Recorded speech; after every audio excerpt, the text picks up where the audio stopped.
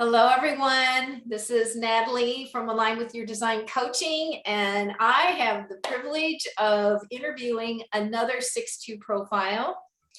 If you don't know, there's several different Facebook groups for role models, but the one that I started like 5 or 6 years ago was based on mentoring, and I felt like 6'2s or any any role model would benefit from talking to other role models to find out how they can really accept themselves more and how to fulfill that responsibility of being a role model. Is kind of a big deal. So anyway, recently I put a post on the mentoring role model group that's on Facebook, and Kit volunteered to have me interview her. So with that, I want to welcome you, Kit, to Hi. my audience here on YouTube and maybe some folks on Facebook.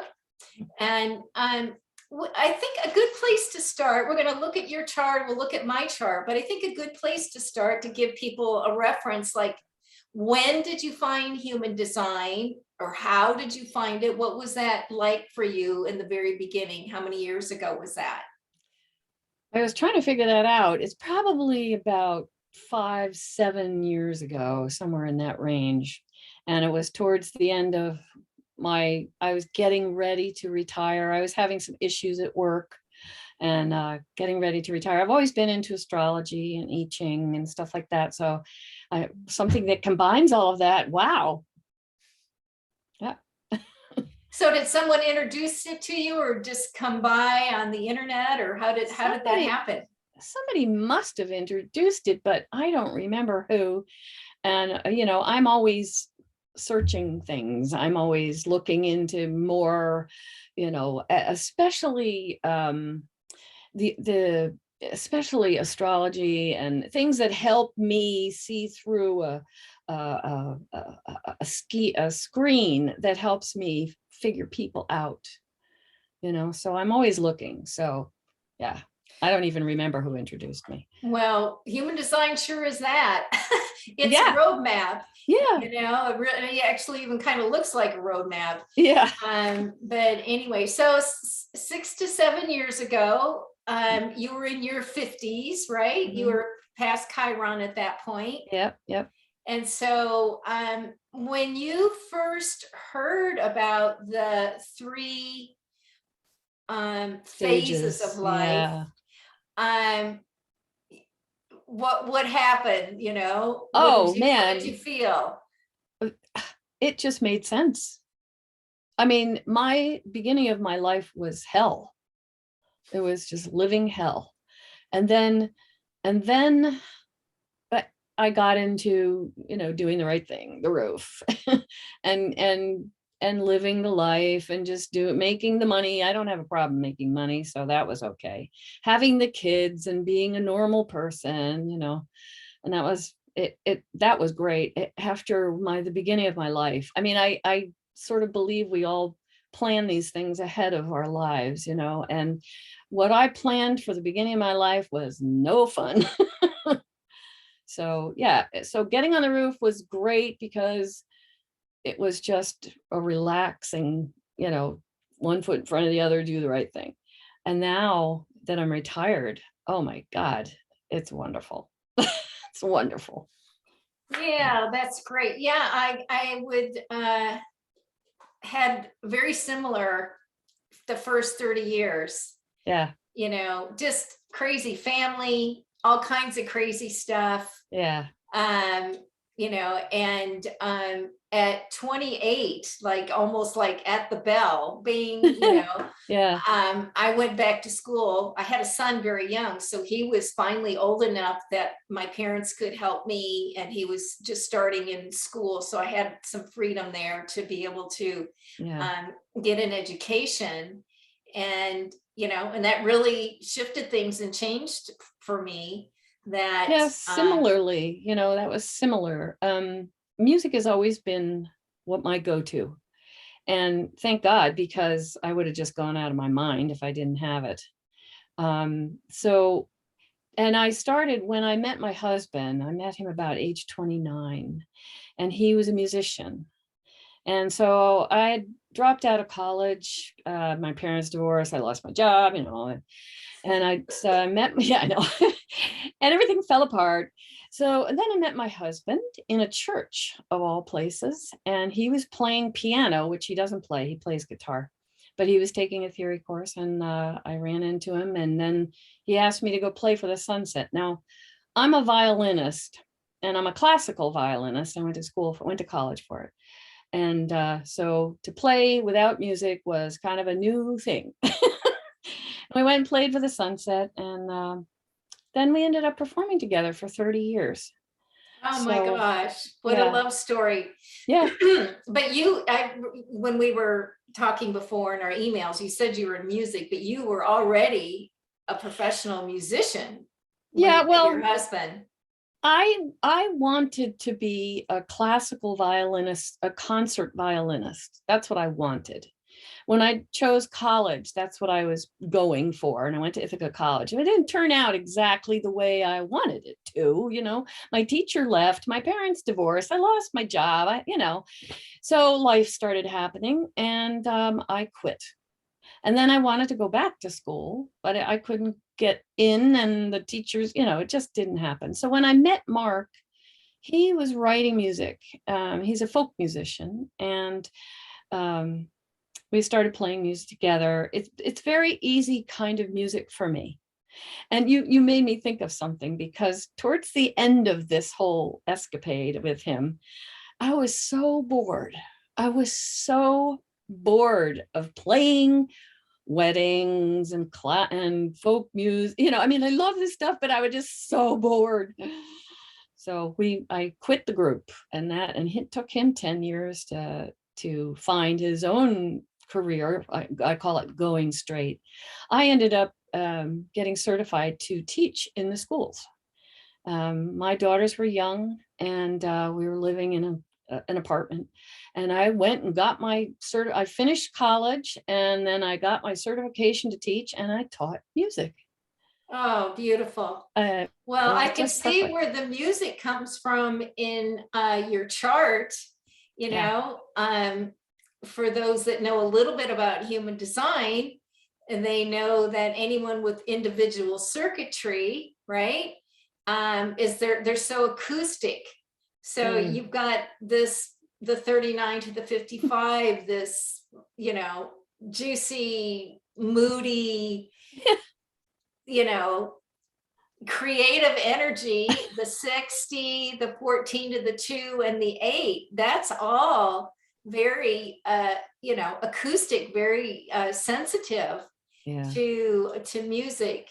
So you ended up teaching. That's beautiful. That's beautiful. Yeah, I ended up teaching general music. I didn't teach violin. Well, I taught privately here, and but I taught, music, general music, which is history and the history of it. And oh, it was so fun. I did that for 15 years. Yeah. Beautiful. Well, so Kits, she is a 6'2". We see her profile, and she's on the left angle cross of revolution. So Yeah. watch out. Who knows what's going to happen in this next 15 or 20 minutes that we're together. She is a manifesting generator because her sacral center reaches through the center of identity, or the G center, up to the throat. So she has a motor to the throat, right? And she's emotional manifesting generator with a split happening here. So these two channels, the channel of sensitivity, and I forget what the official name of this moodiness, forget what the 3955 officially is called. Let me look. It's escaping me right now. It's very inspiring. It's very creative. Channel of emoting. The channel of emoting. And but you see here, for those that are interested in a little bit of education here, what we're looking at is a split definition. So her emotions are split off because they don't quite reach the sacral. It's like they got a lot of opportunity to reach up there, but they're not. So I don't want to take us too off track. Maybe we'll have another conversation about splits and being emotional, because you've got a lot of dynamic energy that you're actually aware of, because when a lot of people I talk to, their definition is unconscious. Yeah. It's mostly red. And they're like, yeah, kind of get what you're saying, as they squint their eyes. But you have a lot of awareness about your chart and about, the leadership that you provide. And you did that as a teacher, I'm sure. So you were already, you went through your Chiron return. Without knowing human design, but of course, then once you heard about those 3 phases, I'm sure you did a retrospect and said, that's what was going on. Yeah. So let's talk about that phase, and then we'll back up from there and we'll do the on the roof part. But what happened at Chiron in your life that you now connect with? Oh my gosh, that was definitely a very potent time of my life. Yeah, it was. It was the end. I could just feel the end of the cycle happening. And I kind of gave up on my future dreams. I just accepted that maybe things weren't going to go the way I wanted. That's how I felt at the time.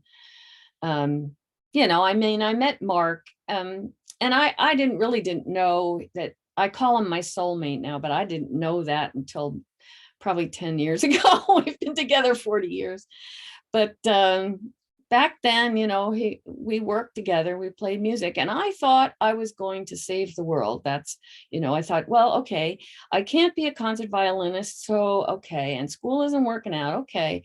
So I'm just going to save the world through performing. And that's what we did. We played weddings and private parties, and I gave it everything I had, So was it at that time that you went, no, there's something else, and was that around your late 40s time frame? That late 40s. I had my kids when I was 32. Okay. So I had one was at 32 and one was 33 and 35, I guess. They're 2 years apart. And by the end of my 30s, into my 40s, I think I actually went back to school when I was 45. And I realized, the fame thing isn't going to happen. And maybe there's a part of me that doesn't need to be famous. Okay. Because I really needed, I have this, I don't know where it is in my chart. Maybe you do. But I really need to be, I was so ignored as a baby. So I had this real need to be visible. Yeah. And that I was giving up on that towards the end of my 40s and accepting that, I could do a straight job. Okay. And that's when I went back to school and finished. Does that answer your question? Yeah, well, so it sounds like you might have gotten to that stage after your Uranus opposition. We usually finish that around 42 to 44, like you flipped, it's like, okay, that's not going to happen. Right. Something else. Right. Plus then as a mother and as a role model, not knowing you were a role model, but kind of somewhere in your body you knew sort of embracing it. Yeah, the whole teaching thing is part of that, right. Well, and as a mother, it's like, what am I showing my daughters here? Right. And if I can do that, I can teach, Right. Because I often tell role models, what do you want to show your kids or your niece and nephew or other, young people that are looking at you? That's right. It's so not like it's a heavy trip, though some people can make it that, but it's like there's this reality, realization of this is my role in life. And Right. I'm here as an authority figure. I'm here as an administrator. I'm here as the overseer, Right. and I'm not here for people to do what I say. I'm here for people to watch me and go, oh, she does that. Oh, she made that Yeah. decision. Oh, she Yeah. switched that, or he switched that. And that's how people learn from us. And that's especially with the left angle. I'm always Yes. observed, always. Well, Yeah. that's the sixth line that makes, I mean, you're on the, you're at the top of the hexagram, so to Yeah. speak. And we see everything that's going on. You have a lot of sixes in your chart and a lot of twos. So you really play that out. Yeah. And in fact, you and I both, you have 8 6 lines and 6 of the second line. I'm flipped. I have a lot of twos and a lot of sixes. So both of us really carry that frequency within us, and that character within us between the role model and the hermit. Yeah. So I'm kind of jumping around here on the chronological. I'm going to do one more jump, folks. And I'm going to backtrack, but you told us some of that. But so when you were on the roof, it sounds like you were playing music and trying to do the right thing, right? You were trying to do, okay, this is my husband and this is what we do together, and we're going to have a family. I was living the straight life. Yeah, and this is what we're going to do. And then after your Uranus opposition moving into Chiron, you were like, nope, this isn't it. And this is what I want the role models to hear. The most important thing for us is to be authentic to who we are, right? Like truly are, not what we had in our head and not what all the other people filled our heads with, the teachers, the schools, the aunts, the uncles. We are here to be ourselves. That is the gift that we're giving. And then other people see that and they're like, oh, well, I don't have to keep doing XYZ either. Yeah. They dropped that and they went off and did this whole other thing, and they're much happier. There's not a big promise with human design. Like you're going to be rich, you're going to be famous, you're going to be anything, you're going to be thin, you're going to be popular. None of that. Human design doesn't promise anything. It is a roadmap, as I brought that up earlier. Here's the road, here's the little roads that you can follow, the channels to help you connect with what you genetically brought in, and then what do you want to do with it? I felt at that time I could not go on. I couldn't do it. I couldn't keep performing. I was so bored. And if I had kept going, I would have just gonna become an alcoholic or something, because I couldn't do it. But the question I had was, how do I leave that? I leave my husband, and he's even slow. He's a generator. I'm like that. So, how do I do that to him? So it took me a long time to sort of pull myself out of that so that I could do what I wanted to do. Yeah, well, it's those tough decisions that really, that we all face in life. And if we don't, and we are a role model, it's hard on everyone. But as a role model, if you compromise who you really are, or what's being pulled out of you, to how your service, your leadership, how that's being pulled out of you, if you ignore that,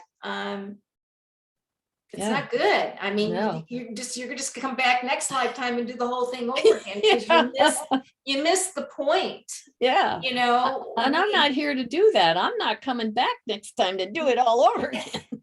Not this one anyway. No. So it does take a lot of times. I mean, when you're authentic to yourself, and let's face it, we were all conditioned, early on. You had to be conditioned. You had no choice. You were a baby subject to these people that are supposedly taking care of you or not. Yeah. Right. And then you Yeah. get into school and they fill your heads and they get the right answer and compete and da, da, da, da, da, da, da. And then we get to these 20s, 30s, 40s where we go, that I'm dying inside. I'm Yeah. bored, couldn't take it. Yeah. And those are the times, and that's what some people in our audience, this age group that I attract a lot of, it's like, yep, you got to have some hard conversations. Yeah. One recommendation I make to all my clients, and especially when you're in that on the roof phase, and certainly you can continue it after, but is to get the education, and to especially around communication skills, because it's inbred in us to be people pleasers. Oh right? gosh. Yeah. We're tribal. We came, 7 generations back. We were tribes. We survived by, pleasing other people, going along, negotiating, or we were dead meat. Well, we don't live in those times anymore. And so the communicating and saying, no, I have to do this for myself. This is what's true for me. Takes some really potent leadership skills and communication skills. I didn't think it would work. And I thought I would damage my marriage and everything would fall apart. But it did. I'm still married and we're both really happy. And, it worked. I was careful. I took my time. I didn't want to hurt him, and it worked. Well, I can imagine with your sensitivity, because you didn't know this then either. It's like, oh, by the way, over here, I've got this emotional center that's really where the rubber meets the road. And if I don't, and you didn't even have that, kind of knew it, but you didn't have the vocabulary that human design describes to you. It's like, sleep on it. Let me get back to you. Wait on it. So I really want to acknowledge you. Like, you had this, the 19 of the 49, extremely psychic, sensitive, people's needs, the family, the basics. And then you've got this emoting here that it's like, whoa, and you did it. And you sounds like you did it with grace. You took your time and spoke your truth. And you're still together. It's beautiful. Good job, role model. Thank you. Really. So let's model what Kit, what you're modeling for other people to see, that you can take the risk, and you don't have a defined spleen. So it was scary for you, right? Oh yeah. Your security could all be falling apart here. What am I going into? Oh my God. Wow. Very wonderful. I love it. I'm going to just look at my notes, folks, here just for a second. Oh yes. Well, this is always yummy. So let me just recap. So we talked about when that Saturn return around 28, and then that phase, you and I really come together on that. Like, it was pretty bad the first 30 years. Then you talked about, this big decision and this big change that you made when you were on the roof and coming off the roof. And then the coming off the roof was, I think, like the culmination. It sounds like you were really, I look at it, that phase, the Chiron return that happens, late 40s into the early 50s, at least 7 years. For mine, it was almost 9. I swear, it wasn't that I was hanging on, but, I was just getting some clarity. It took me forever to get off the roof fully. But it sounds like in that time, I call that the cocoon to butterfly, the really blossoming, that you really came out. And that's when you were in your element of teaching, and you still had the music, and you had your husband and your children. And, that's important to the 1949. Oh yeah. Don't take my family away. And, just that deep sensitivity to the basics of life and what's really important. And let's not forget the revolutionary that was an internal revolution that you had. Yep. Yep. So bravo on all that. So just encapsulating all that, just a few minutes, let's just talk about the shadow of the 6 profile. Okay. The 6-2. Well, we could start with the Hermit anyway, and I'll just share a little bit. The Hermit is unaware. Now you can either call that either side of the spectrum, but they're kind of like, don't bother me, don't matter. In the denial, it's like, oh, I didn't see that go by, right? And a lot of 6-2s, especially that profile, the 2s, almost all 6-2s have challenges in relationship in that they are naive. And that's the 2. The 2 can be very naive and it's in the unconscious. But the 6, which is, I've worked with a lot of different role models, not just the 6-2 profile. But we look at the shadow side of the 6, and I'm just going to call out some words here, and I just want to get your take back on it. So what we do is, here we are, we're at the top of the hexagram, we're up there, and, it's a long way down to the basement, right? Yeah. So we disassociate, we get aloof, disconnected, detached, and even I've seen, I shouldn't say I've seen, I will own it, arrogant, like, hey, I know better. I've been there, I've done that. Why would I want to do that or take that course? So, what do you sense, or what do you think you could contribute to the role models that would experience any of those characteristics? The 2. Oh, man, I'm in love with the 2. I don't understand it, but I don't understand it. But it's unaware. It doesn't see itself. Trust me. I'm going, what is a 2 body? I don't know. I'm just learning now. I'm taking acupuncture now and finding out. I mean, I hurt some things, and anyway, that's a long story. But my 2, I'm letting myself have my time. I get up in the morning and I'm gone. I get up and I'm just like, and I write is what I'm doing in my retirement. So I've been writing these fantasy novels, and I just lose myself in this the whole morning, and I don't care about anything else. Oh my God, that is so 2-ish. Isn't that wonderful? 2-ish. Oh my God. Yeah. And but do you have this? I wake up in the morning and I don't want to wake up. So I lie in bed and I go, I don't want to wake up. I don't want to wake up. I don't want to get out of bed. Do you hear that in your mind? Because is that a 2 thing? Because it could be. I didn't look. Let me see what your, partly it could be the 2 body, but also I didn't look at your variables very closely, but I'm RR on the unconscious side, and that body just does not want to do anything but lay in bed. So, I have that here someplace. But anyway, yeah. Well, you're RL. No, you're RR on the personality, RL on the unconscious. So you have a little bit of that part where you wouldn't want to get up. Yeah, but it's just, so we call it the I don't want to voice. Okay. Anyway, we're getting sidetracked. Back to. Oh, sorry. That's okay. That's okay. So back to, I just want to address this because I hear from role models, well, I don't want people to look at me, want to think that I'm aloof. And I said, but you are. Yeah. You are aloof.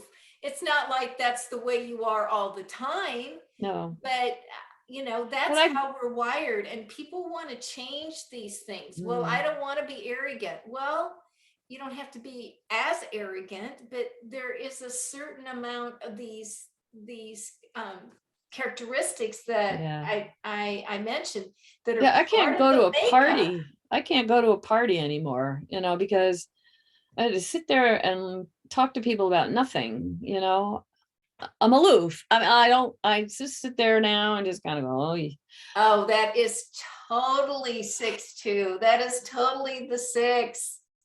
Yes. I went for a walk the We other are day. not up for superficial conversation. Oh my God. Yeah. And how long do we have to put up with that? I went for a walk the other day with a bunch of women and they all had their dogs, and I don't have a dog. Not that there's anything wrong with dogs, but I didn't have a dog, and all they talked about were their dogs. And I was like, I don't really want to be here. In fact, I texted my husband. I said, please come rescue me. And I know it sounds arrogant, but I can't help it. I just wanted to go off into my own thing. I mean, I don't even know. I didn't expect to walk that long. I totally relate, Kit. Yeah. What's flashing for me is one time I was introducing my friend to some other friends, and the friends, they had chickens in their backyard, and the two guys were like 5 minutes into a conversation about the chickens. Now, again, nothing wrong with chickens, but come on, enough. Yeah, enough. Right? My eyes are rolling in the back of my head. And I think role models do that a lot. It's like, really? So that's like something that's down on the first line. It's in the foundation, people that, chickens that eat off the ground, and we're up here and we're a little bit lofty. Good point. Good point. We are a little lofty. So I think, what it takes is people to just be in check. It's like they're not, we're not playing the right or wrong or the shame blame game or any of that. It's just like, we know that we get along better with people that have our same profile. And when we're not, the second, for 6'2" anyway, our other profile is the 3'5". We get along with the 6'2" and 3'5", and each profile has there's one other profile for each profile that they get along with that's different from theirs. So well, I think so what are your parting thoughts for people that are just learning about their role model, or any parting words of wisdom that you want to share? Hang in there, just hang in there and find yourself and talk to Nattalee. Find some like minds. Yeah, just hang in there. You can do it. And I think the 6'2" are so important to this world. This poor world is like falling apart in every which way, and we need to be in touch with ourselves so that we can radiate that out to the rest of the world. So hang in there. Well said. Well said. I'll leave this parting note that came up from what you said, that we carry the transmission of the new world, the future that we're going to as 6'2". We're carrying it. It's genetically wired within us. And so, look at your choices every day. And like I said earlier, is that what you want other people to do? Is that what you're role modeling to other people? Because, not to lay a heavy trip, but seriously, 6'2" carry the transmission of the future. And we need each other to do each person's little bitty part, whether it's to make that choice, like Kit was sharing, to change her career, and she's now spreading light just by living some choices that really worked for her. So we wish the same for you, to make those choices so that your light will shine brighter. Thank you.